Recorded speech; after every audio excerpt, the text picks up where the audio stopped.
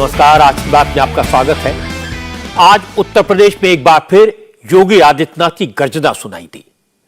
आज उत्तर प्रदेश में एक बार फिर बाबा का बुलडोजर चलता हुआ दिखाई दिया।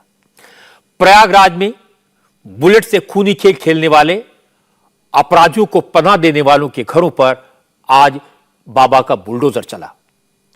जिस घर में बाहुबली अतीक अहमद की वाइफ शाइस्ता परवीन रहती थी, उस घर को आज मिट्टी में मिला दिया गया। उमेश पाल की हत्या में शाइस्ता परवीन भी आरोपी है। एफआईआर दर्ज होने के बाद शाइस्ता फरार है। लखनऊ में उस घर को सील कर दिया गया है जिसमें अतीक अहमद का बेटा रहता था। इसी घर में उमेश पाल की हत्या की साजिश रचने वालों की मीटिंग हुई थी। लखनऊ में पुलिस ने अतीक अहमद के बेटों की 2 महंगी कारें जब्त कर ली। पुलिस का दावा है कि जल्दी ही उमेश पाल के सभी हत्यारों को पकड़ लिया जाएगा, क्योंकि 7 शूटर्स की पहचान हो चुकी है। साजिश में शामिल कुल 13 लोग आइडेंटिफाई किए जा चुके हैं। मुख्यमंत्री योगी आदित्यनाथ ने भी कहा कि माफिया कोई भी हो, अपराधी कितना भी बड़ा हो, बख्शा नहीं जाएगा। आज उत्तर प्रदेश की विधानसभा में योगी आदित्यनाथ अखिलेश यादव पर जमकर बरसे। योगी ने कहा, जो विकास की हर योजना में जाति खोजते हैं, क्या उन्हें उमेश पाल की जाति दिखाई नहीं देती? क्या राजू पाल की कोई जाति नहीं थी? योगी ने कहा, समाजवादी पार्टी ने अपनी सरकार के वक्त 1 डिस्ट्रिक्ट 1 माफिया दिया और बीजेपी की सरकार ने 1 डिस्ट्रिक्ट 1 प्रोडक्ट दिया। यही फर्क है और यह फर्क जनता को साफ दिखाई देता है। मैं आपको योगी आदित्यनाथ की जोश में भरी ये सारी बातें सुनवाऊंगा, लेकिन सबसे पहले आपको प्रयागराज की तस्वीरें दिखा देता हूं, जहां आज बाहुबली अतीक अहमद के साथियों के घर पर बुलडोजर चलता दिखाई दिया।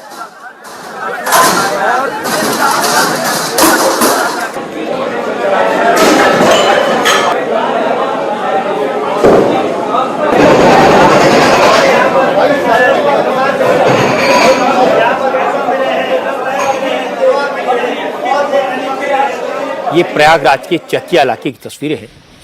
इस इलाके में कभी माफिया डॉन अतीक अहमद का सिक्का चलता था, लेकिन आज जब बाबा का बुलडोजर पहुंचा तो किसी ने चू तक नहीं दी। दूर दूर तक कोई दिखाई नहीं दी। प्रयागराज डेवलपमेंट अथॉरिटी ने आज जिस घर पर बुलडोजर चलाया, उस घर में पिछले हफ्ते तक बाहुबली अतीक अहमद की वाइफ शाइस्ता परवीन अपने 2 बेटों के साथ रहती थी।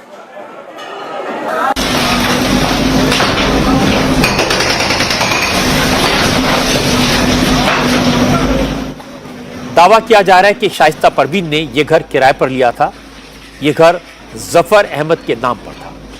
पुलिस का दावा है कि जफर अहमद की इसी सफेद कोठी में उमेश पाल के हत्यारे रुके थे। जफर के घर पर ही उमेश पाल की हत्या की साजिश रची गई थी।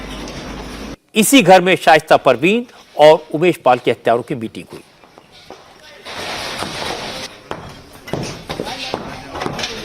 हमारी संवाददाता रुचि कुमार ने बताया कि 200 स्क्वायर मीटर पर बने इस घर की कीमत 2.5 से 3 करोड़ रुपए लगाई गई है। घर पर बुलडोजर चलाने से पहले पुलिस ने जब तलाशी ली तो यहां 2 राइफल और तलवारें भी बरामद हुई। क्योंकि ये घर घनी आबादी वाले इलाके में है, आसपास दूसरे घर भी बने हुए हैं, इसलिए उन्हें नुकसान पहुंचाए बगैर इस घर को गिराना बड़ा चैलेंज था। इसलिए प्रयागराज डेवलपमेंट अथॉरिटी की टीम अपने साथ टेक्निकल एक्सपर्ट्स को भी लेकर गई थी। आसपास के लोग यहाँ अगर हम आपको दिखाएं कि किस तरह से आसपास बिल्कुल अगल बगल घर बने हुए हैं और कोई भी आमतौर पर इस तरह की चीज़ होती है, लोग अपनी बैल्कनी में खड़े रहते हैं, लेकिन ये जो आसपास के घर हैं ये सब पूरी तरह से बंद है। विरोध करने की तो किसी की हिम्मत नहीं है, क्योंकि जिस तरह से अतीक अहमद के खिलाफ सरकार कार्रवाई कर रही है, उसके गैंग के खिलाफ जिस तरह की कार्रवाई हो रही है, और जब उमेश पाल की हत्या में अतीक की पत्नी का भी नाम आ गया, बाकी बेटों का भी नाम आ गया है, तो काफ़ी ज़्यादा यहाँ दहशत है। पीछे थोड़ी सी दूर हम आपको दिखा पाएँ तो वहाँ पे लोग ज़रूर छतों पे दिखाई दे रहे हैं कि छतों पे खड़े हुए हैं लोग, बैल्कनी से देख रहे हैं जो बुलडोज़र की कार्रवाई हो रही है। बहुत सारे लोगों से हमने पूछने की कोशिश की कि यहाँ पर शाइस्ता परवीन कितना आती जाती थी, कौन कौन साथ साथ आता था, लेकिन कोई भी दहशत की वजह से यहाँ पर मुंह खोलने को तैयार नहीं है। पीछे बुलडोज़र की कार्रवाई हो रही है। देखिए बिल्कुल बगल में ये घर है और पीछे घर दिखाई दे रहा है जो बिल्कुल सटा हुआ है। उसी तरह से पीछे भी घर है, तो काफ़ी सावधानी से ये बुलडोजर की यहाँ कार्रवाई की जा रही है। गेट निकाला गया है, गेट को निकाल के बाहर रखा गया है और अब अंदर का मकान यहाँ पर गिराया गया है। तो काफ़ी ज़्यादा दहशत है। बहुत सारे लोग हम जब यहाँ पे आए थे तो बाहर जाते हुए भी, भागते हुए भी दिखे थे। तो यहाँ टेक्निकल टीम भी है जो बता रही है बुलडोजर चलाने वालों को कि इस मकान को किस तरह से धाराशाही किया जाए, क्योंकि अगल बगल यहाँ पर घर बने हैं और बिल्कुल बगल का घर है दोनों तरफ। तो अगर ज़रा सी भी गलती हो जाएगी तो अगल बगल के घरों को नुकसान पहुंच सकता है। तो बुलडोजर बहुत धीमे धीमे चल रहा है और टेक्निकल टीम जिस तरह से गाइड कर रही है उसी तरह से ये मकान गिराया जा रहा है।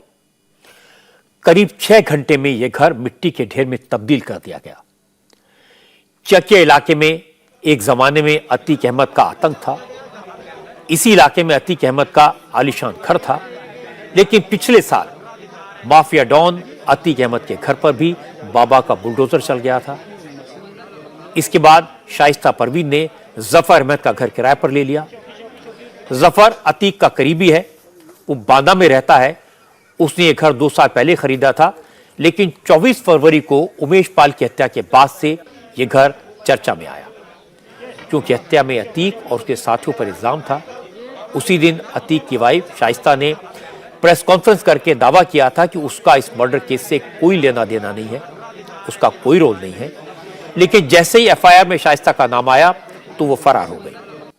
शाइस्ता परवीन ने यह घर कितनी जल्दबाजी में छोड़ा, इसका अंदाजा आपको इस बात से लगेगा कि भागने से पहले शाइस्ता परवीन अपने एजुकेशन के डॉक्यूमेंट, बच्चों के बर्थ सर्टिफिकेट और ड्राइविंग लाइसेंस भी साथ नहीं ले जा पाई। पुलिस की मौजूदगी में पहले सारा सामान घर से निकलवाया गया और फिर उसके बाद घर पर बुलडोजर चला। चकिया इलाका है पूरा और ये पीछे जो खंडर दिखाई दे रहा है ये अतीक अहमद का घर हुआ करता था, जिसे अवैध अतिक्रमण के आरोप में, माफिया के आरोप में गिरा दिया गया है। वहीं पे जो चकिया में जहां इस समय बुलडोजर चल रहा है नफीस अहमद के घर पर, वहां से जो सामान पुलिस ने निकाला है वो सब यहाँ पर जमा है। गृहस्थी का सामान है, जो हथियार है वो पुलिस अपने साथ ले गई है, लेकिन वाटर कूलर्स है, सूटकेस है, बड़ी तादाद में आप देखेंगे बीएसपी का यहाँ पे झंडा भी दिखाई दे रहा है, बहुजन समाज पार्टी ये, और बहुजन समाज पार्टी हाथी महापौर पद की प्रत्याशी शाइस्ता परवीन, क्योंकि शाइस्ता परवीन बीएसपी में शामिल हो गई थी और यहाँ उनको महापौर का प्रत्याशी बीएसपी ने बनाया था।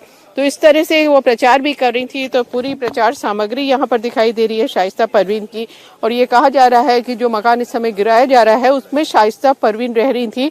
जब से ये अतीक अहमद का ये घर गिरा दिया गया था उसके बाद से बहुत सारी गठरियां हैं, कपड़े हैं, ये वाटर कूलर है, बड़ा टीवी की स्क्रीन है, कई किताबें यहाँ पर दिखाई दे रही हैं, कुछ कागज़ हैं, बहुत सारे एल्बम हैं। अगर हम उन एल्बम को दिखाएं आपको तो इसमें पुरानी फ़ोटो आपको अतीक अहमद की दिखाई देगी। अंदर से एक फ़ोटो ये पुलिस को मिली है जिसमें ये अतीक का सबसे बड़ा बेटा जो उमर है वो दिखाई दे रहा है। अतीक अहमद की बहुत सारी फ़ोटो है। अशरफ जो अतीक अहमद का भाई है, जो बरेली जेल में बंद है, जिसके ऊपर राजू पाल की हत्या का ये मुख्य आरोपी है, उसकी फ़ोटो है अशरफ की। तो इस तरह से परिवार की फ़ोटो इसमें दिखाई दे रही है। प्रयागराज विकास प्राधिकरण ने घर तो गिरा दिया, लेकिन जफर अहमद के वकील खान सौलत हनीफ ने इस कार्रवाई को गैर कानूनी बताया। हनीफ के मुताबिक चकिया इलाके में जो मकान आज गिराया गया वो बेनामी संपत्ति नहीं है, वो जफर अहमद का मकान है। लेकिन सवाल यह कि जब घर जफर का है, शाइस्ता किराएदार है, तो फिर घर के बिजली का कनेक्शन शाइस्ता के नाम पर क्यों है? इस पर जफर के वकील ने कहा कि हनीफ बांदा में रहता है, इसलिए उसने शाइस्ता को अपने नाम पर बिजली का कनेक्शन लेने की परमिशन दी थी। हनीफ ने कहा कि प्रयागराज डेवलपमेंट अथॉरिटी ने जफर अहमद को बिना नोटिस दिए, बिना उनकी बात सुने उसके घर पर बुलडोजर चला दिया और अब इसके खिलाफ वो कोर्ट का दरवाजा खटखटाएंगे। इसमें ये बात स्पष्ट करनी है कि ये मकान श्री अतीक अहमद का नहीं है, ये श्री जफर अहमद खां का ये मकान है। उन्होंने ये मकान सन 2001 में 7 जनवरी सन 2021 को ख़रीदा था और ख़रीदने के बाद क्योंकि उसी वक्त श्री अतीक अहमद का मकान गिराया जा चुका था और उनकी पत्नी अपने मायके में रह रही थी बच्चों के साथ, तो उन्होंने इस मकान को श्री ज़फ़र अहमद खां से किराए पर लिया हुआ था और वो इस मकान में किराए पर रह रही थी। मकान में बिजली का जो मीटर लगा हुआ है, बिजली कनेक्शन है, वो भी श्रीमती शाइस्ता परवीन के नाम से है, लेकिन मकान श्री ज़फ़र अहमद खां साहब का है जो है। और ये मकान बेनामी बताकर जो है श्री ज़फ़र अहमद खां को बिना नोटिस दिए एडीए इस मकान को गलत तरीके से, अवैध तरीके से ध्वस्त कर रहा है। ये श्री ज़फ़र अहमद खां के स्वार्जित आय से जो है, ईमानदारी से कमाई हुई संपत्ति से बनाया हुआ मकान था, जिसमें उन पीडीए ने उनको ना तो नोटिस दिया, ना ही मौका दिया अपना पक्ष रखने के लिए, और बेनामी संपत्ति बताकर इसको गिरा दिया है। ये बहुत ही जो है गलत काम किया है पीडीए ने। इसके खिलाफ जो है हम हाई कोर्ट, सुप्रीम कोर्ट, हर जगह जाएंगे। पुलिस का कहना है कि ये सही है कि घर ज़फ़र अहमद का है, लेकिन ये घर अतीक की आपराधिक साजिशों का अड्डा बन गया था। इसी घर में उमेश पाल की हत्या की साजिश रची गई। जानकारों का कहना है कि प्रयागराज में अभी अतीक अहमद के कुछ और साथियों के घर पर भी बुलडोजर चल सकते हैं।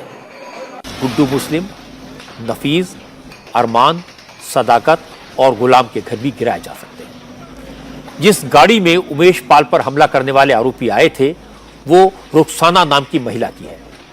ऐसे में उसका घर भी गिराया जा सकता है।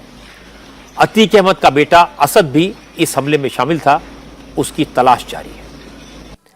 आज एसटीएफ ने लखनऊ में यूनिवर्सल अपार्टमेंट में छापा मारा। यहां पर अतीक अहमद के बेटे का फ्लैट है। बताया जा रहा है कि 24 फरवरी की शाम को अतीक अहमद का बेटा असद और उसके साथी इस फ्लैट में आए थे। 24 फरवरी को ही उन्हें आखिरी बार देखा गया और उसके बाद से वो फरार है। 24 फरवरी की दोपहर को ही प्रयागराज में उमेश पाल पर हमला हुआ था। उमेश पाल और उसकी सुरक्षा में लगे पुलिस के एक जवान की मौत तो उसी दिन हो गई थी। राघवेंद्र नाम का पुलिस का जो गनर घायल था, आज उसकी भी मौत हो गई। पुलिस के 2 सिपाहियों की हत्या कोई मामूली अपराध नहीं है। यही वजह है कि यूपी पुलिस और एसटीएफ पूरी ताकत से आरोपियों की तलाश कर रही है। इसी सिलसिले में पुलिस लखनऊ पहुंची थी और जब आरोपी नहीं मिले तो उन्होंने अतीक अहमद के बेटे के फ्लैट को सील कर दिया और उसकी 2 लग्जरी कारों को जब्त कर लिया। जिस तक प्रयागराज में शाइस्ता के घर पर बुलडोजर चल रहा था, उस वक्त यूपी विधानसभा में योगी आदित्यनाथ विपक्ष के हमलों का जवाब दे रहे थे। कल अखिलेश यादव ने सरकार पर जमकर हमला किया था, आरोप लगाए थे। आज योगी आदित्यनाथ ने एक-एक आरोप का करारा जवाब दिया। मुख्यमंत्री ने कहा कि आजकल अखिलेश हर बात में जाति देखते हैं, अपराधियों की जाति देखी जाती है। योगी ने पूछा, प्रयागराज में जिस राजू पाल की पहले हत्या हुई थी और जिस उमेश पाल का 1 हफ्ते पहले मर्डर किया गया था, वो भी तो किसी जाति के थे। योगी ने कहा, इस हत्याकांड के एक आरोपी के साथ अखिलेश यादव की फोटो है और इस पर सफाई देने के बजाय अखिलेश बातों को घुमाने में लगे हैं। जाति, हाय री जाति, कर्ण का हृदय क्षोभ से डोला, कुपित सूर्य की ओर देख वह वीर क्रोध से बोला। जाति जाति रटते जिनकी पूंजी केवल पाखंड, मैं क्या जानू जाति, जाति है मेरे ये भुजदंड।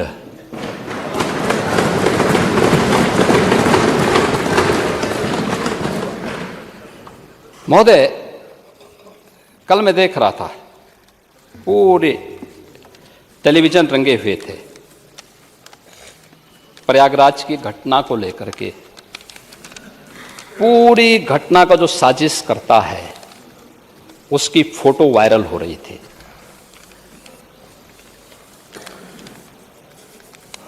साजिशकर्ता की फोटो वायरल हो रही थी कल, और कोई उससे भाग भी नहीं सकता है। लोग कहें कि साहब सोशल मीडिया का जमाना है, लोग कुछ कर लेंगे। अरे हाथ मिला रहे हैं, पीछे आपकी पार्टी का सिंबल लगा हुआ है और तब भी आप उससे मुंह मोड़ने का प्रयास कर रहे हैं।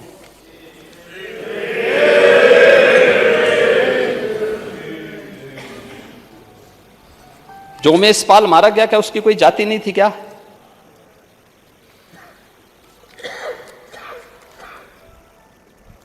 संदीप निषाद जो हमारा कांस्टेबल मारा गया, क्या उसकी कोई जाति नहीं थी क्या?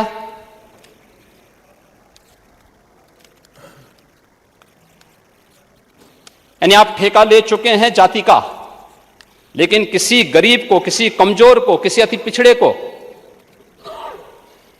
ऐसे पेशेवर अपराधियों को संरक्षण देकर के मरवाएंगे?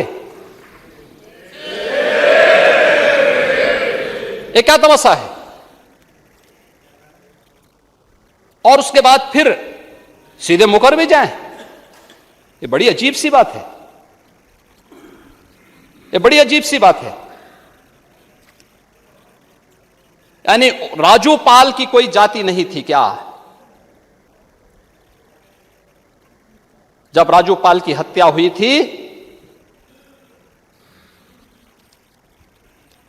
तब ये पेशेवर अपराधी और माफिया के संरक्षणदाता कौन थे? राजू पाल की यही वो थी ना कि वह अपने दम पर विधायक बन गया था। इसके बाद योगी आदित्यनाथ ने अखिलेश पर माफिया को, गुंडों को संरक्षण देने का आरोप लगाया।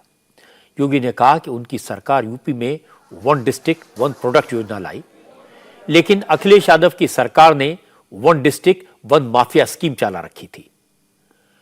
असल में कल जब अखिलेश बोल रहे थे तो योगी ने सदन में बैठकर उनकी पूरी स्पीच सुनी थी, लेकिन आज जब योगी जवाब देने के लिए खड़े हुए तो अखिलेश यादव सदन से गायब थे।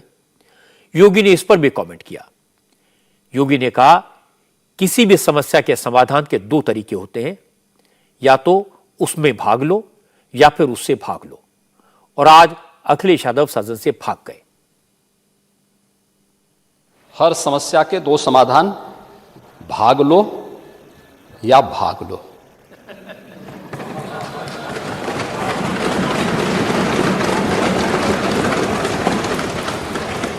या तो उसे चुनौती के रूप में स्वीकार करते हुए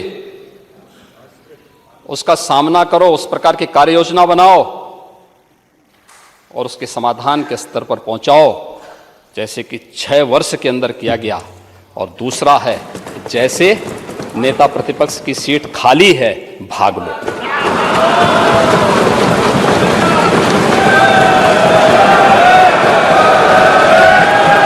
कल कह रहे थे नेता विरोधी दल कि ओडीओपी क्या हो गया? ये 1 डिस्ट्रिक्ट 1 प्रोडक्ट है, जिसने यहां की परंपरागत उत्पाद को, एमएसएमई को एक नया जीवन दिया है। कि आप ओडीओपी तो नहीं दे पाए, लेकिन 1 डिस्ट्रिक्ट 1 माफिया जरूर दे दिए थे। 1 डिस्ट्रिक्ट 1 माफिया। कौन जिला ऐसा नहीं था जिसमें एक नया माफिया न खड़ा हुआ? कौन जिला था? कहीं संगठित अपराध में लिप्त माफिया थे, कहीं खनन माफिया थे, कहीं पशु माफिया थे, कहीं वन माफिया थे, कहीं भू माफिया थे। और ये आम उत्तर प्रदेशवासी जानता है इस बात को। आम उत्तर प्रदेशवासी इस बात को करता है। हर व्यक्ति इस बात को जानता है। अखिलेश यादव सदन में तो नहीं थे, लेकिन जैसे ही उन्हें खबर मिली कि योगी ने उन पर माफिया को प्रोटेक्शन देने का आरोप लगाया है, तो अखिलेश ने तुरंत जवाब दिया।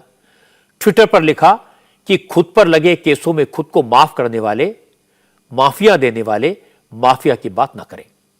लेकिन आज योगी आदित्यनाथ पूरे मूड में थे।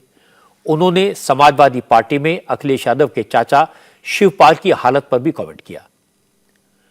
क्योंकि अखिलेश सदन में नहीं आए थे, इसलिए शिवपाल यादव भी अपनी पार्टी की तरफ से मोर्चा संभाले हुए थे। वो बीच बीच में योगी को टोक रहे थे। योगी अपनी योजनाएं गिना रहे थे तो शिवपाल ने कहा ये योजनाएं उनके वक्त में शुरू हुई थी। इस पर योगी ने कहा वो जानते हैं कि शिवपाल मेहनती हैं, संघर्ष करके आगे बढ़े हैं, लेकिन उनके साथ अन्याय हुआ, धोखा हुआ। जवाब में शिवपाल ने कहा आप तो सब जानते ही हैं। शिवपाल इसके जवाब पर योगी अपनी हंसी नहीं रोक पाए। बाण सागर में, अर्जुन सहायक में हमने करा दी है करीब 90%। करीब ही कर पाए थे ना, क्योंकि जनता को मालूम था कि आप पूरा करेंगे नहीं, इसलिए जनता ने हमें चुन लिया था। अगर लेकिन महोदय 6 महीने पहले ये विभाग नहीं हटता तो हाँ। सब हमें ही अब तो यही तो धोखा हुआ था।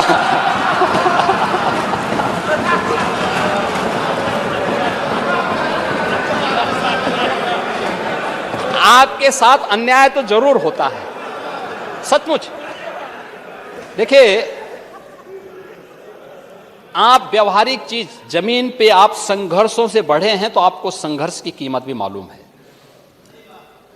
और आप सचमुच अगर यहां पर होते ना तो तस्वीर कुछ और होती।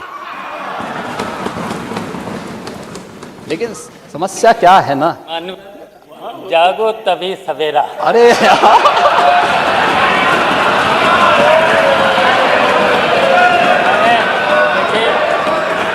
देखिए, आपके संपर्क में भी बहुत रहे अब। ठीक है, बहुत 3 साल संपर्क में रहे। अभी भी हमारा लेकिन- संपर्क है। अरे अभी भी संपर्क है। तो आपको सब पता है। फिलहाल कुछ नहीं। इन लोगों को कंफ्यूजन नहीं होना चाहिए।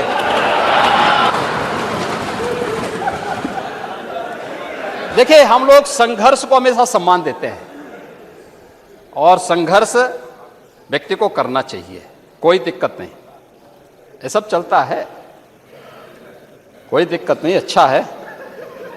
लेकिन 17 से लेके 22 के बीच में सिंचाई की 20 से अधिक परियोजनाएं हम लोगों ने पूरी की और जिनसे अब अन्नदाता किसानों को जल उनके खेत के लिए पानी मिलना प्रारंभ हुआ है। 11 डैम मैंने बुंदेलखंड में और बना दिए और 100 तालाब खुदवा दिए। ये भी तो बता। आप करना चाहते थे, आपको करने नहीं दिया गया। देखिए, जितना पैसा हम दे रहे हैं, अगर इतना पैसा आपको भी दिया होता तो आप भी कर सकते थे। योगी आदित्यनाथ की बात सही है कि उत्तर प्रदेश में आज भी अपराधियों की जाति देखी जाती है। यहां बरसों तक जाति के आधार पर माफिया को प्रोटेक्शन मिलता रहा। पहले जातियों का सपोर्ट हासिल करने के लिए राजनीतिक दलों ने माफिया का सहारा लिया, फिर जातियों के आधार पर ताकतवर बनने वाले बाहुबली अपराधी खुद राजनीति में उतर गए, एमपी बने, एमएलए बने, और जब उत्तर प्रदेश की राजनीति में अपराधियों का दबदबा हो गया तो उन्हें गुंडागर्दी करने से कौन रोक सकता था। योगी आदित्यनाथ ने इस ट्रेंड को बदल दिया है। उनकी नीतियों से पुलिस को हिम्मत मिली और ताकत मिली। पहले पुलिस अपराधियों से डरती थी, उनसे प्रोटेक्शन मांगती थी। अब अपराधी पुलिस से थर-थर कांपते हैं। कुछ लोगों ने योगी के बुलडोजर की आलोचना की, एनकाउंटर की नीति पर सवाल उठाए, पर यह समझने की जरूरत है कि यूपी में हालात इतने खराब थे कि ऐसी सख्ती के बगैर माफिया पर काबू पाना मुश्किल होता। यह सही है कि किसी भी इनोसेंट को नुकसान नहीं होना चाहिए, लेकिन यह भी सही है कि अगर अपराधियों से, माफिया से, गुंडों से निपटने के लिए बुलडोजर न चलाए गए होते तो यूपी में कानून व्यवस्था कभी सुधर न पाती। क्योंकि योगी सिर्फ बयान नहीं देते, जमीन पर एक्शन करके दिखाते हैं। उमेश पाल की हत्या के केस में पुलिस ने मऊ में अतीक अहमद के गैंग के एक्टिव मेंबर ब्रजेश सोनकर को गिरफ्तार किया है। इटावा में भी कई संदिग्धों को हिरासत में लिया गया है। मैं आपको बता दूं कि इटावा में ही अतीक अहमद के भाई अशरफ का ससुराल है। अशरफ इस वक्त बरेली की जेल में बंद है। अशरफ पर उमेश पाल की हत्या की साजिश को अंजाम तक पहुंचाने के लिए पूरी प्लानिंग करने और शूटर्स का इंतजाम करने का इल्जाम है। योगी के सख्त रुख को देखकर अब अतीक अहमद को भी डर लग रहा है। इस डर को योगी सरकार के मंत्री जेपीएस राठौर और बीजेपी के सांसद सुब्रत पाठक के बयान ने और बढ़ा दिया। इसके बाद अतीक अहमद की तरफ से सुप्रीम कोर्ट में पिटीशन फाइल की गई है। पिटीशन में जान का खतरा बताते हुए अतीक अहमद को गुजरात की जेल से यूपी में शिफ्ट करने पर रोक लगाने की मांग की गई है। पिटीशन में कहा गया कि यूपी सरकार के कुछ मंत्रियों के बयानों से लगता है कि अतीक अहमद का फर्जी एनकाउंटर किया जा सकता है। इसलिए अगर अतीक अहमद को यूपी लाया भी जाता है तो उसे यूपी पुलिस की निगरानी में नहीं बल्कि सेंट्रल फोर्सेस की सुरक्षा में लाया जाए। अतीक अहमद को जिन नेताओं के बयान से एनकाउंटर का खौफ पैदा हुआ उनके बयान भी मैं आपको सुनवा देता हूं। ये हमला उत्तर प्रदेश सरकार के ऊपर हमला है, और जब उत्तर प्रदेश की सरकार पर हमला करने वाले दुर्दांत विकास दुबे की क्या हश्र हुआ, तो इन दुर्दांतों के साथ में क्या होगा बताने की कोई आवश्यकता नहीं। ऐसे में यदि अतीक की भी गाड़ी पलट जाएगी तो मुझे कोई आश्चर्य नहीं होगा। यानी सर जो कानून व्यवस्था है उस पे कहीं भरोसा नहीं है कि उसका पूरा प्रोसीजर फॉलो नहीं, तो ये तो कानून ही करेगा ना। हम गाड़ी पलट देंगे क्या? ना हम गाड़ी पलट देंगे, ना मेरी पार्टी का कोई आदमी गाड़ी पलट देगा, ना कोई पब्लिक का आदमी गाड़ी पलट देगा। गाड़ी तो ऊपर वाला पलटता है। गाड़ी तो विकास दुबे मामले में भी पलटी। हाँ, ऊपर वाले ने पलट दी थी। देखो, बहुत सीधा गीता में भगवान ने कहा है कि जब भी अन्याय के ऊपर अन्याय हावी होगा, धर्म के ऊपर अधर्म हावी होगा, तो इन दुष्टों के विनाश के लिए वो आएंगे और इनका विनाश करेंगे। आए, बुद्धि फेर दी, और उससे विकास दुबे की बुद्धि तो फेरी होगी। जब विकास दुबे ने गाड़ी से भागने की चेष्टा की होगी, उस भागम भाग में ड्राइवर के द्वारा गाड़ी पलट गई होगी, और जब वो भागा हो गया तो दुनिया से भाग गया होगा। तो सर ऐसा कुछ अतीक अहमद के साथ हो जाए, आप कामना कर रहे हैं? बिल्कुल। हे ईश्वर, कल इसकी गाड़ी पलटती हो तो आज पलट जाए। अपराधियों और माफियाओं के खिलाफ जितनी कठोर से कठोरतम कार्रवाई हो सकती है, उत्तर प्रदेश सरकार उसमें बिल्कुल हिचकेगी नहीं, और उत्तर प्रदेश की पुलिस को पूरी छूट है कि इन माफियाओं को जमींदोज करने के लिए। और माफिया अगर कहीं छुपे होंगे, उनके ठिकानों पे उत्तर प्रदेश पुलिस द्वारा दबिश दी जा रही है। इनको पाताल लोक से भी खोज कर लाएंगे कि जहां कहीं जाके छुपे होंगे, इनको वहां से हम खोज कर लाएंगे। और इतना जरूर कहना चाहते हैं, जब ये पकड़े जाएं कहीं, तो गाड़ी में बैठते समय ज्यादा हाय तौबा ना करें, नहीं तो ड्राइवर असंतुलित होकर डिस्टर्ब होकर कहीं गाड़ी पलट ना जाए। ये सब जानते हैं कि यूपी में पुलिस की गाड़ी पलटने का मतलब क्या होता है, इसलिए इस मामले में इधर उधर की बात तो नहीं करनी चाहिए। लेकिन अगर सारे राजनीतिक दल माफिया के दुश्मन हो जाएं, गुंडों को टिकट और प्रोटेक्शन देना बंद कर दें, अपनी पार्टियों से आपराधिक तत्वों को निकाल बाहर करें, तो न तो गाड़ी पलटने की जरूरत पड़ेगी और न बुलडोजर चलाने की। यूपी में अपराधियों के खिलाफ एक्शन को लेकर राजनीतिक घमासान दिखाई दे रहा है, और दिल्ली में बीजेपी और आम आदमी पार्टी के बीच शराब घोटाले को लेकर सियासी जंग दिखाई दे रही है। बीजेपी ने मनीष सिसोदिया और सत्येंद्र जैन के इस्तीफे के बाद अब केजरीवाल के इस्तीफे की मांग शुरू कर दी है, लेकिन जवाब में केजरीवाल ने कहा कि बीजेपी विकास की रफ्तार को रोकना चाहती है, आम आदमी पार्टी को खत्म करना चाहती है। लेकिन उन्होंने दावा किया, आम आदमी पार्टी आंधी है, रुकने वाली नहीं है। अरविंद केजरीवाल ने आज ऐलान कर दिया कि मनीष सिसोदिया और सत्येंद्र जैन की जगह वो आतिशी सिंह और सौरभ भारद्वाज को मंत्रिमंडल में शामिल करेंगे। केजरीवाल ने आज अपनी पार्टी के विधायकों और काउंसिलर्स के साथ मीटिंग की।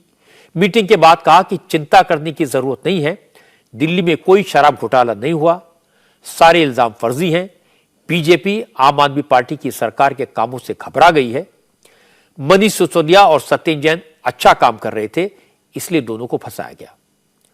केजरीवाल ने कहा, अगर सिसोदिया और जैन आज बीजेपी में शामिल हो जाएं, तो उन पर लगे सारे आरोप खत्म हो जाएंगे और वो जेल से छूट जाएंगे। अरविंद केजरीवाल ने फिर कहा कि शराब घोटाले के सारे आरोप गलत हैं। उन्होंने प्रधानमंत्री को चेतावनी दी कि उन्होंने अति कर दी है, अब ऊपर वाला बीजेपी का हिसाब करेगा।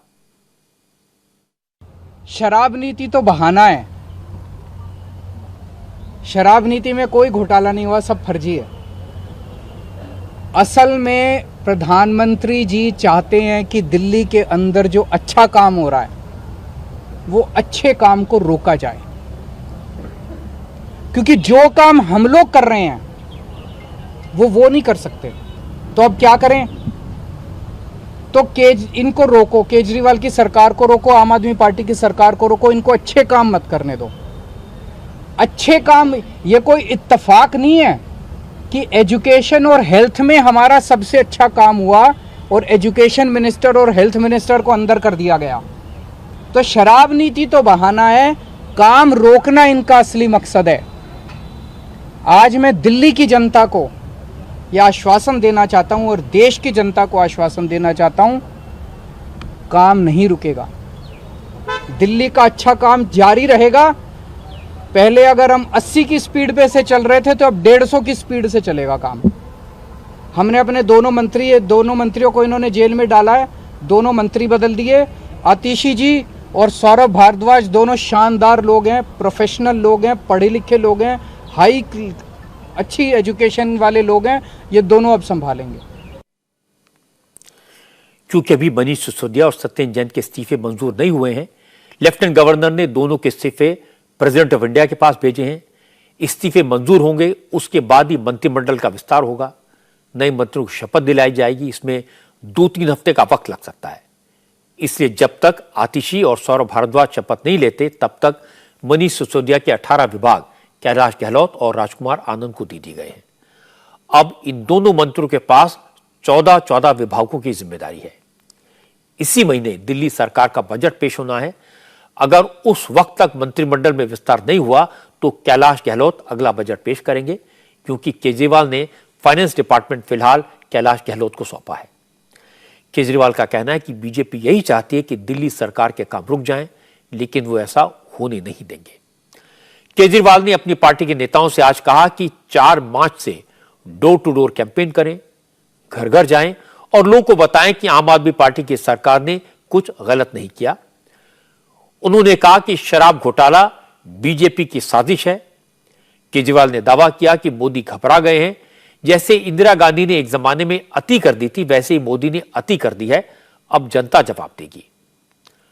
तब मोदी को समझ आएगा कि आम आदमी पार्टी का वक्त आ चुका है, वो रुकने वाली नहीं है। आम आदमी पार्टी को ये रोकना चाहते हैं।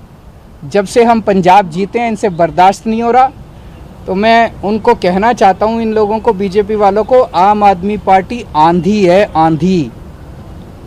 अब ये किसी के रोके रुकने वाली नहीं है। No one can stop the idea whose time has come and Aam Aadmi parties time has कम। आने वाले समय में ये तय हुआ है आज सभी एमएलएज और इसके साथ कि दिल्ली के डोर टू डोर कैंपेन करेगी आम आदमी पार्टी। एक एक घर में जाएंगे, हम एक एक व्यक्ति से बात करेंगे और हम समझाएंगे कि किस तरह से, जैसे एक जमाने में इंदिरा गांधी ने अति कर दी थी, आज प्रधानमंत्री जी अति कर रहे हैं। और जब अति हो जाती है तो फिर प्रकृति अपना काम करती है, फिर ऊपर वाला अपना चक्कर चलाता है, ऊपर वाला फिर अपनी झाड़ू चलाता है। अब इन्होंने अति कर दिया, ये अति ठीक नहीं है। तो जनता को एक एक घर में जाएंगे, जनता को समझाएंगे और जनता इसका जवाब देगी। जनता सारा देख रही है, जनता में बहुत भारी रोष है। दूसरी तरफ बीजेपी का कहना है कि अब आम आदमी पार्टी का नहीं, अरविंद केजरीवाल का नंबर आ गया है। अब केजरीवाल को भी इस्तीफा देना पड़ेगा। बीजेपी के प्रवक्ता गौरव भाटिया ने कहा कि केजरीवाल को पता था कि घोटाला हुआ है। केजरीवाल को पता था कि मनीष सिसोदिया गिरफ्तार होंगे, इसीलिए केजरीवाल ने मनीष सिसोदिया का इस्तीफा पहले ही लिखवा कर रख लिया था। गौरव भाटिया ने कहा कि शराब घोटाले के मास्टरमाइंड केजरीवाल हैं, इसलिए केजरीवाल को भी इस्तीफा देना पड़ेगा। प्यादों से तो इस्तीफा ले लिया, लेकिन जिसने ये घोटाला करवाया, जिसके निर्देश पर यह घोटाला हुआ, जिसने पूरे घोटाले की रचना करी, अरविंद केजरीवाल, आप इस्तीफा कब देंगे? अरविंद केजरीवाल को तुरंत इस्तीफा देना चाहिए, जिससे एक पूरी तरह से पारदर्शी विवेचना हो सके और उस विवेचना में कोई व्यवधान, कोई अड़चन अरविंद केजरीवाल अपने संवैधानिक पद का दुरुपयोग करके नहीं कर सके। मनीष और सतेंद्र झांकी है, अरविंद केजरीवाल बाकी है। केजरीवाल के इस्तीफे की मांग को लेकर बीजेपी ने दिल्ली में आज प्रदर्शन किए। आज आईटीओ चौराहे पर दिल्ली बीजेपी के तमाम नेता सड़क पर उतरे। बीजेपी ने इसे जन जागरण अभियान का नाम दिया है। अगले 10 दिन तक दिल्ली के 10 बड़े चौराहों पर बीजेपी शराब घोटाले को लेकर प्रोटेस्ट करेगी। मजे की बात है कि शराब घोटाले के केस में बीजेपी और कांग्रेस सेम पेज पर है। कांग्रेस भी आम आदमी पार्टी के खिलाफ प्रदर्शन कर रही है। बीजेपी की तरह कांग्रेस भी अरविंद केजरीवाल के इस्तीफे की मांग कर रही है। कांग्रेस का कहना है कि लिकर पॉलिसी के लिए बने ग्रुप ऑफ मिनिस्टर में 3 मिनिस्टर थे। इसमें से 2 मंत्रियों का इस्तीफा हो चुका है, लेकिन कैलाश गहलोत अब भी कैबिनेट में बने हुए हैं। कांग्रेस का कहना है कि नैतिकता के आधार पर अब कैलाश गहलोत को भी इस्तीफा देना चाहिए, और चूंकि अरविंद केजरीवाल के निर्देश पर पॉलिसी बनी थी, केजरीवाल को घोटाले की पूरी जानकारी थी, इसलिए केजरीवाल को भी पद पर बने रहने का हक नहीं है। मुझे लगता है जहां तक मनीष सिसोदिया और सत्येंद्र जैन के इस्तीफों का सवाल है, इसमें टेक्निकल बातों का कोई मतलब नहीं है कि इन्होंने अपना इस्तीफा कहां दिया, कब लिखा, कहां लिखा, किसको दिया। मुख्यमंत्री ने एलजी को इस्तीफे भेजे हैं, उन्हें स्वीकार करके नए मंत्रियों को शपथ दिलाई जानी चाहिए ताकि काम न रुके। इस मामले का दूसरा हिस्सा पॉलिटिकल है। केजरीवाल राजनीति के चतुर खिलाड़ी हैं। आपको याद होगा, थोड़े दिन पहले तक वो ये कहते थे कि बीजेपी वाले मनीष सिसोदिया और सत्येंद्र जैन पर सिर्फ आरोप क्यों लगाते हैं, अगर उन्होंने कुछ गलत किया है तो उन्हें पकड़कर जेल में क्यों नहीं डालते, केस क्यों नहीं चलाते। अब जब सीबीआई ने अरेस्ट कर लिया, केस चला रहे हैं, तो केजरीवाल कह रहे हैं कि जब से आम आदमी पार्टी पंजाब में जीती है, मोदी जी परेशान हो गए और उनकी पार्टी के नेताओं को जेल में डाल दिया। केजरीवाल का यह भी कहना है कि अगर मनीष सिसोदिया बीजेपी ज्वाइन कर लें तो उन्हें कल ही छोड़ दिया जाएगा। अब बीजेपी को केजरीवाल के इस नैरेटिव का जवाब देना होगा। जनता को बताना होगा कि शराब घोटाला क्या है, इस मामले में मनीष सिसोदिया को अरेस्ट करने की जरूरत क्यों पड़ी। बीजेपी को लोगों को यह भी बताना होगा कि उन्होंने मनीष सिसोदिया को बीजेपी ज्वाइन करने का ऑफर दिया था या नहीं। ये लड़ाई सियासी है और अब दिल्ली की सड़कों पर हर रोज लड़ी जाएगी। एक सियासी लड़ाई बिहार में भी देखने को मिली। यहां मुद्दा है शहीदों के अपमान का। इसको लेकर आज बिहार असेंबली में जमकर हंगामा हुआ, कुर्सियां फेंकी गई। बीजेपी ने नीतीश सरकार पर सेना के शहीद जवान के पिता के अपमान का आरोप लगाया। बीजेपी ने कहा कि पुलिस ने गलवान घाटी में शहीद हुए जवान के पिता से मारपीट की। शहीद का पिता अपने बेटे का स्मारक बनाना चाहता था और पुलिस ने शहीद के पिता पर झूठा मुकदमा दर्ज करके उन्हें जेल में डाल दिया। असल में वैशाली जिले के राज कपूर सिंह के बेटे जय किशोर सिंह 2020 में गलवान घाटी में चीनी सैनिकों के साथ हुई झड़प में शहीद हो गए थे। उस वक्त शहीद के पिता से बेटी की याद में स्मारक बनवाने का वादा किया गया था। सरकार ने वादा पूरा नहीं किया तो पिता खुद स्मारक बनवाने लगे। इसको लेकर विवाद हुआ और पुलिस ने राज कपूर सिंह को SC/ST एक्ट में अरेस्ट कर लिया। बीजेपी ने इसे देश के शहीद का अपमान बताया और आज ये मुद्दा असेंबली में उठाया। सदन की कार्रवाई शुरू होते ही बीजेपी के विधायक नारेबाजी करने लगे, वेल में पहुंच गए, मामला बढ़ गया, सदन में कुर्सियां फेंकी जाने लगी। विपक्ष के नेता विजय सिन्हा ने आरोप लगाया कि नीतीश सरकार के मंत्री सेना के खिलाफ बयान देते हैं और बिहार पुलिस एक शहीद के पिता से बदसलूकी करती है, उन्हें इंसल्ट करती है, शहीद के पिता से मारपीट करती है। ये बर्दाश्त नहीं किया जाएगा, सरकार को जवाब देना पड़ेगा। श्री पवन कुमार मार्शल को आदेश दिया जाता है कि कुर्सी नीचे उठाइए। गलवान के शहीदों का पिता को जेल भेज दिया गया। ये गंभीर विषय है। एक तरफ शहीदों को अपमान सरकार में बैठे मंत्री कर रहे हैं और दूसरी तरफ उसका असर प्रशासन में दिखाई पड़ रहा है कि जो गुंडा राज स्थापित करना चाहता है जमीन माफिया के इशारे पर प्रशासन मिल करके उसको पिता को जेल भेज रहा है। जो मूर्ति स्थापित करना चाहा, जो मूर्ति बनाना, बैठे हुए हैं उप मुख्यमंत्री संसदीय कार्य मंत्री जी, इस पर वो जवाब दें। विजय सिन्हा ने सरकार पर इल्जाम लगाए तो deputy chief minister Tejashwi Yadav ने जवाब दिया। तेजस्वी यादव ने कहा, जब जय किशोर सिंह शहीद हुए थे उस वक्त वो विपक्ष के नेता थे, वो शहीद के घर संवेदना प्रकट करने गए थे। तब शहीद के परिवार ने उनका एक स्मारक और गेट बनाने की मांग की थी। उनकी पार्टी ने स्मारक बनवाने का वादा किया था, लेकिन मामला जमीन के विवाद पर फंसा हुआ है। शहीद के पिता चाहते हैं कि बेटे का स्मारक किसी और की जमीन पर बने, बस इसी बात पर विवाद है। लेकिन शहीद के पिता के साथ मारपीट और उनकी गिरफ्तारी को लेकर तेजस्वी यादव ने जो जवाब दिया वो गोलमोल था। उन्होंने कहा कि कानून अपने हिसाब से काम करेगा, इसमें सरकार क्या कर सकती है। दुखी परिवार से जब मिल रहे थे तो उस परिवार की मांग थी कि हमारे बेटे का स्मारक बनाया जाए और द्वार बनाया जाए। उस समय जाहिर से तौर पे हम सरकार में नहीं थे, सरकार में ये लोग थे, लेकिन जब हम वहां पहुंचे तो हमने उनको बोला कि हमारी पार्टी के तरफ से स्मारक भी बनाया जाएगा और गेट भी बनाया जाएगा। लेकिन जब स्मारक बनाने की बात आई, हमारे ही युवा राष्ट्रीय जनता दल के प्रदेश जिला के अध्यक्ष थे, तो जिला पार्षद भी थे, तो उन्होंने बोला भैया हम अपने ही फंड से बनवा देंगे।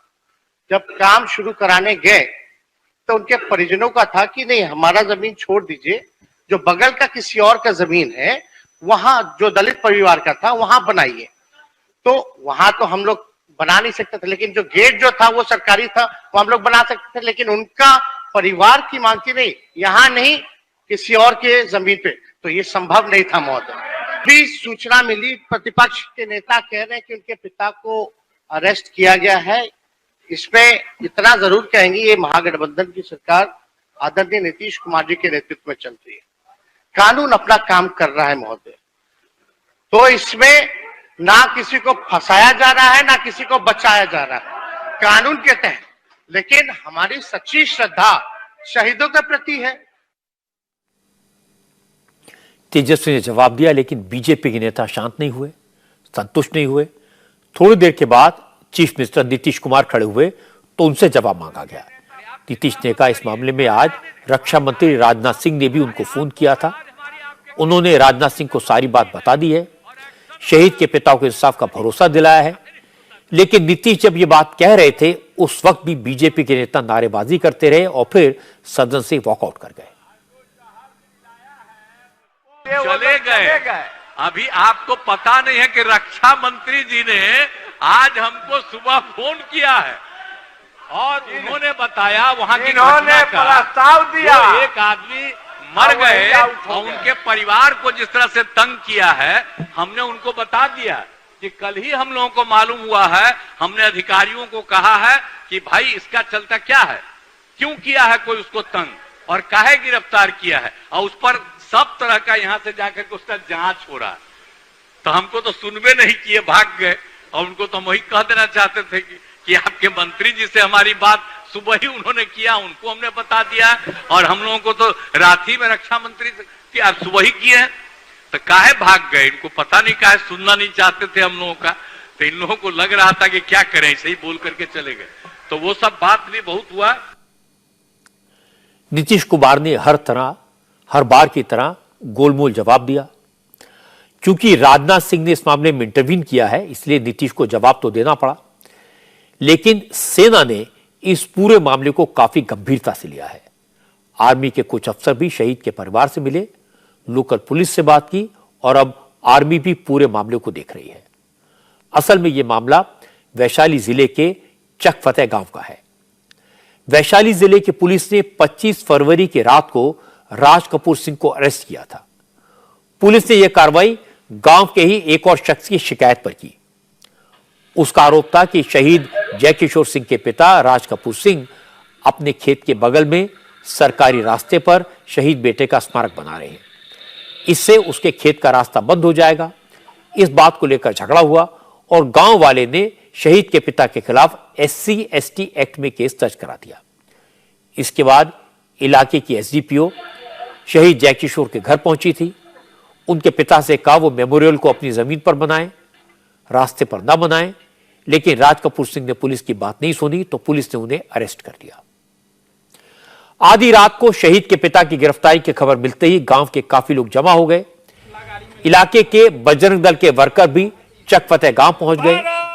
पंचायत हुई जिसमें शहीद के पिता के साथ हुई बदसलूकी के लिए पुलिस को जिम्मेदार ठहराया गया। गांव के लोगों ने कहा कि शहीद का स्मारक बनाने में मदद करने के बजाय पुलिस ने उनके पिता को अरेस्ट कर लिया और गिरफ्तारी के वक्त उनको बहुत मारा पीटा। बजरंग दल के कार्यकर्ताओं ने शहीद के स्मारक के पास नारेबाजी भी की।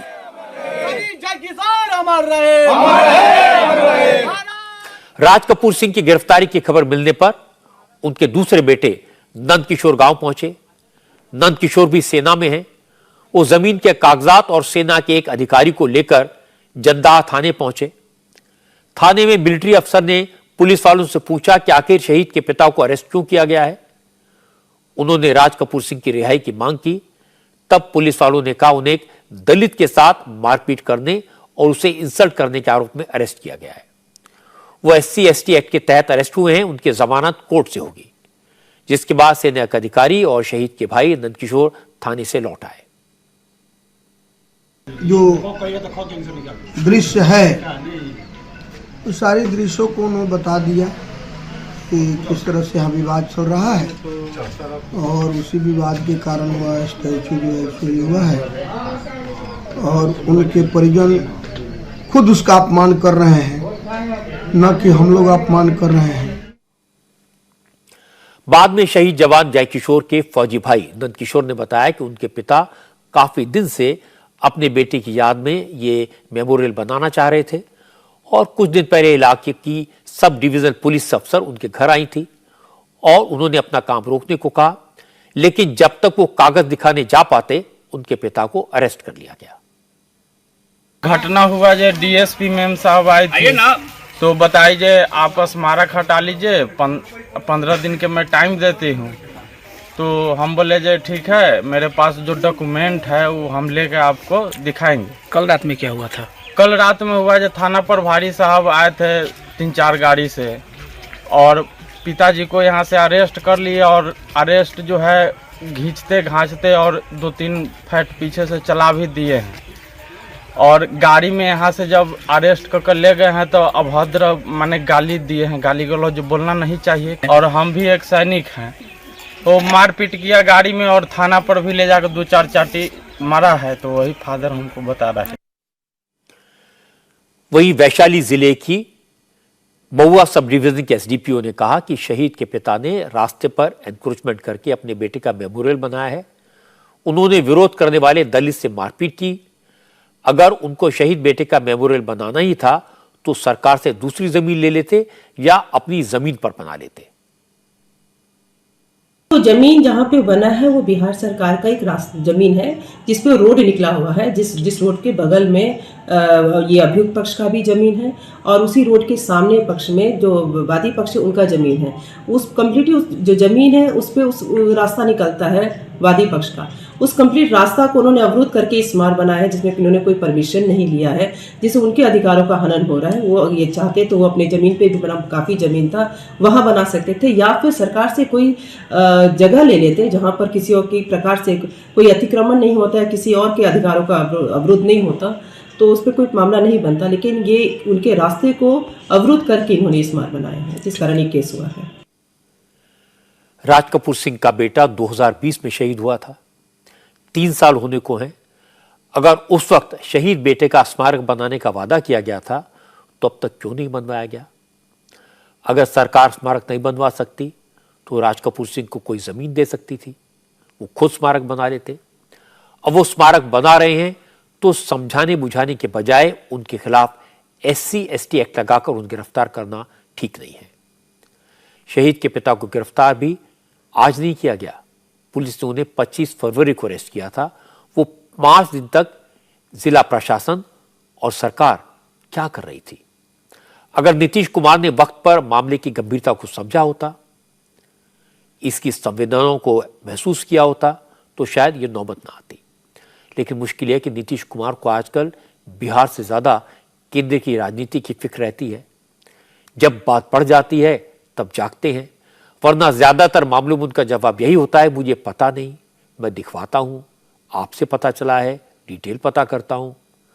मुझे लगता है नीतीश कुमार को अब यह रवैया छोड़ना चाहिए।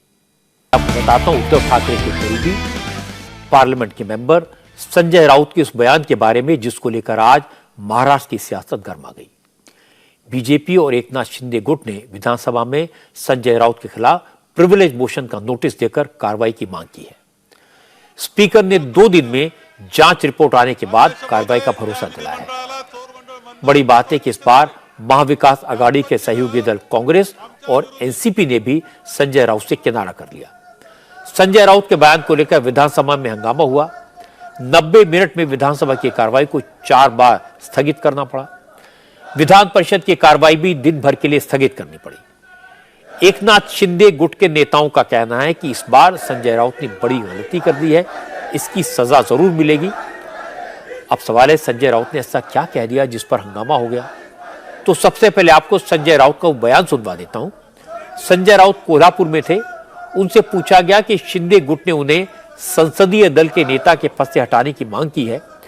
इसके जवाब में राउत ने कहा कि यह बनावटी शिवसेना है, ये चोरों की मंडली है, ये विधान मंडल नहीं चोर मंडल है। आम्हाला ये जी बनावट शिवसेना है, ये मुझे हटाने के लिए पत्र दे रहे हैं। ये जो बनावटी शिवसेना है, डुप्लीकेट चोरों का मंडल, ये विधिमंडल नहीं चोर मंडल है। ये अगर मुझे पद से हटा देंगे तो मैं पार्टी छोड़ दूंगा क्या? ऐसे बहुत से पद मुझे पार्टी ने, बाला साहब और उद्धव जी ने दिए। मैं पार्टी के लिए सब कुर्बान कर दूंगा। मैं लफंगा नहीं हूं। पद आता है, पद जाता है। मेरे लिए पार्टी अहम है। आमचा पक्ष महत्वाचा है। संजय राउत का निशाना एकनाथ शिंदे और उन विधायकों पर था जो उद्धव ठाकरे का साथ छोड़कर गए थे। लेकिन उन्होंने यह कह दिया कि विधान मंडल नहीं चोर मंडल है। इसी वाक्य को बीजेपी और शिवसेना ने पकड़ लिया। इसे विधानसभा का अपमान बताकर संजय राउत के खिलाफ एक्शन की मांग की। शिवसेना के विधायक संजय शिरसाट ने कहा कि संजय राउत ने विधायकों को चोर कहा है। वो विधायकों के वोट से राज्यसभा में पहुंचे हैं। अगर संजय राउत में हिम्मत है तो राज्यसभा से इस्तीफा दे दें। सदन के सभी सदस्यों को जो उसने चोर संबोधित किया है, उसके बारे में सदन की सबकी भावना तीव्र है। ये 288 सदस्यों का है, किसी एक का नहीं है, 288 का ये मामला है। इसलिए हम सब लोग उसके ऊपर आक्रामकता से उसके ऊपर टूट पड़े हैं और उसको उसकी सजा जरूर मिलेगी। सजा अब उसको लेने का अभी वक्त आया है।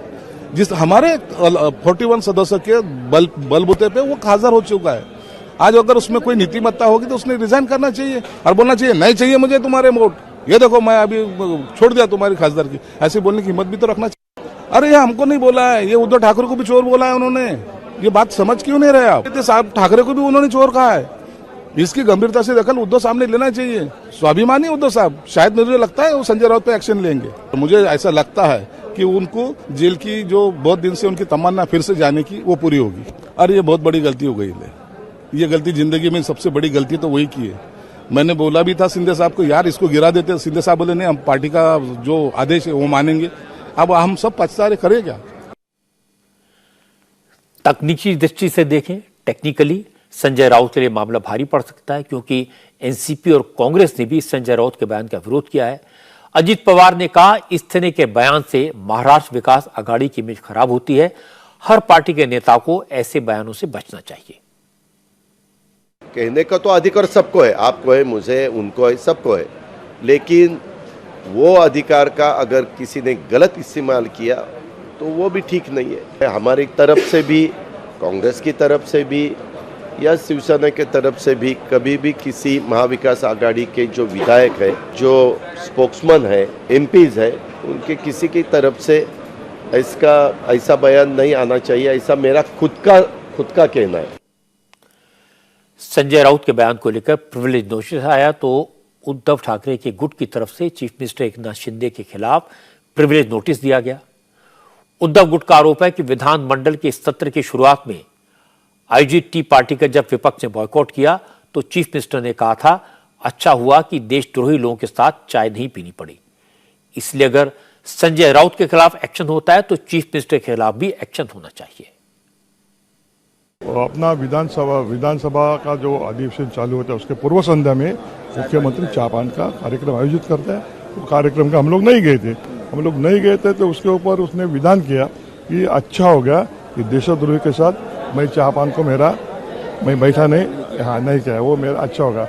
इस विधान के ऊपर हम लोगों ने बोला हम देशद्रोही है, तो कौन देशद्रोही है, क्या देशद्रोह हम लोगों ने किया है विरोधी पक्ष ने, वो बताओ।